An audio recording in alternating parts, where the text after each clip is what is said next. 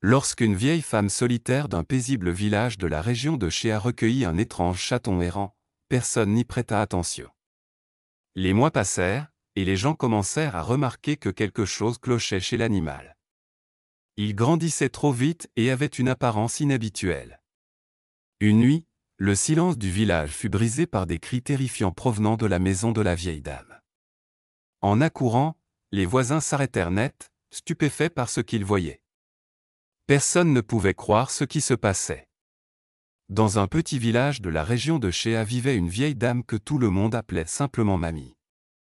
Sa maison, entourée d'une modeste clôture en bois, se fondait parmi les autres.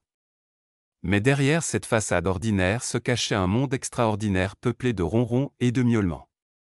Mamie était connue pour son amour des chats. Elle n'avait ni mari ni enfant, et consacrait toute son attention et son affection à ses compagnons à quatre pattes. Chaque chat de sa maison avait sa propre histoire. L'un venait de la ville, un autre avait été trouvé dans la rue, un troisième sauvé des mains d'enfants cruels. Mais son dernier protégé était différent, bien que personne, pas même Mamie, ne soupçonna à quel point.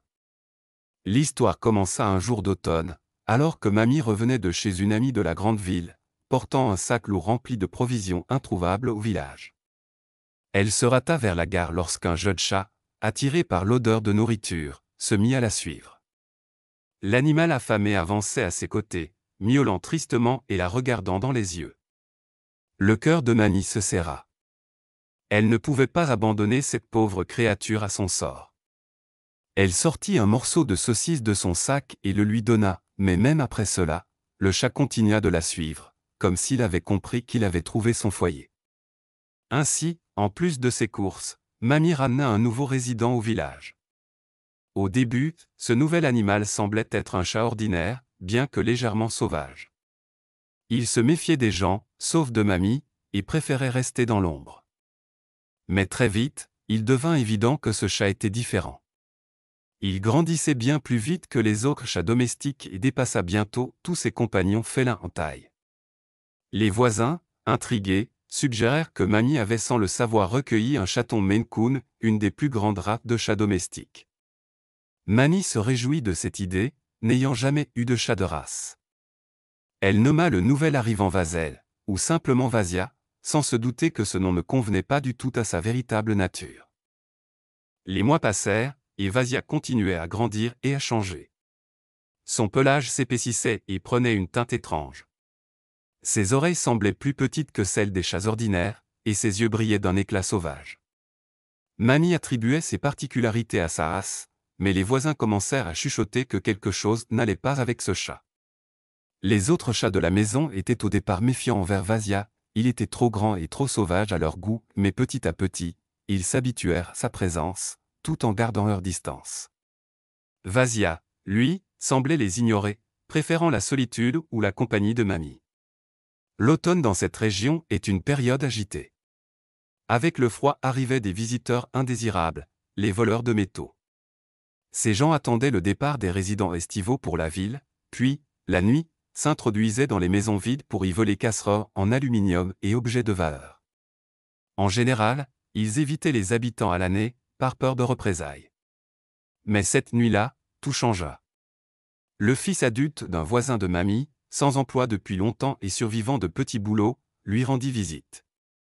Ayant appris que la vieille femme devait partir en ville, il convainquit deux ogres jeunes du coin de cambrioler sa maison. Ce qu'ils ignoraient, c'est qu'un pic soudain de tension avait contraint Mamie à rester chez elle.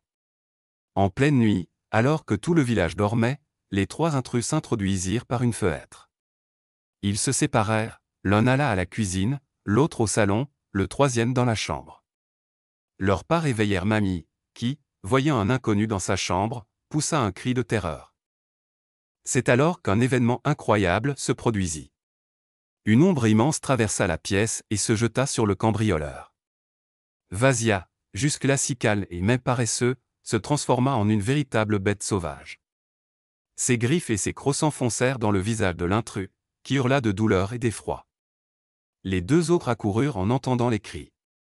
En voyant de nouveaux adversaires, Vasia relâcha un instant son emprise, permettant au premier agresseur de s'enfuir. Mais le chat ne perdit pas son sang-froid. D'un bond fulgurant, il attaqua le deuxième cambrioleur, s'accrochant à ses jambes, lacérant le tissu épais de son jean et laissant de profondes entailles. La panique s'empara des intrus. Ils ne s'attendaient pas à une telle résistance, encore moins de la part d'un animal domestique. Abandonnant leurs outils de cambriolage, les trois hommes s'enfuirent, laissant derrière eux une traînée de sang. Mamie, tremblante de peur, n'arrivait pas à croire ce qui venait de se passer. Son Vasia, si doux et tranquille, s'était révélé être un véritable protecteur. Elle le serra contre elle, sentant son cœur battre au même rythme que le sien. Au matin, l'histoire se répandit dans tout le village. Les voisins, réveillés par les cris, avaient alerté la police. Les cambrioleurs furent rapidement arrêtés, trahis par le témoignage de Mamie, les voisins qui les avaient vus rôder, et surtout, les blessures infligées par le chat. L'enquête révéla alors un fait inattendu. Le vétérinaire qui examina Vasia après l'incident fut stupéfait de constater qu'il ne s'agissait pas du tout d'un chat domestique, ni même d'un Maine Coon. Vasia était en réalité un manu, ou chat de palace, une espèce rare de chat sauvage des steppes, connu pour fuir les humains et quasiment impossible à apprivoiser. La nouvelle choqua tout le monde, surtout Mamie.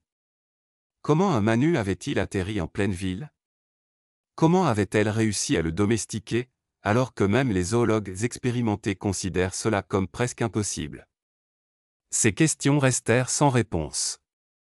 Mais une chose était certaine, un lien exceptionnel s'était tissé entre Mamie et Vasia, franchissant les frontières entre le monde sauvage et domestique. L'histoire de Mamie et de Vasia, le manul, dépassa rapidement les frontières du village. Journalistes et chercheurs vinrent voir de leurs propres yeux ce duo improbable. Beaucoup doutaient qu'un animal sauvage puisse vivre comme un simple chat domestique. Mais Vasia prouva à maintes reprises que son attachement pour Mamie n'était pas une légende. Pour les habitants, Vasia devint un symbole de protection et de loyauté. Les enfants, autrefois effrayés par ce grand chat étrange, l'observaient désormais avec admiration.